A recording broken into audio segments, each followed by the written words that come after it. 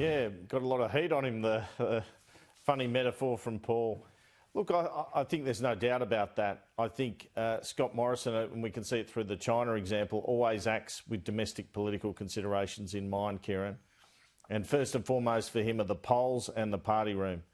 I don't think it's ideal we weren't invited to talk at this summit because it's all right. It's kind of like blackmail, isn't it? If you don't have enough ambition, you won't get to speak. That's a bit rough. But I note a unnamed government official quoted in the papers on the weekend saying we've been thrown under a bus on this by Boris Johnson. But there's no doubt he'll come under diplomatic pressure to move on climate change. Now, Scott Morrison's pretty pragmatic. I think he would move, particularly on net zero by 2050, before the election, if the polls told him that was a good idea. But what he likes to do is bring the party room with him because he's affected by the fact he's seen 2 party room spills, and a lot of that's been involved with the climate issue, or 3, in fact, he's seen.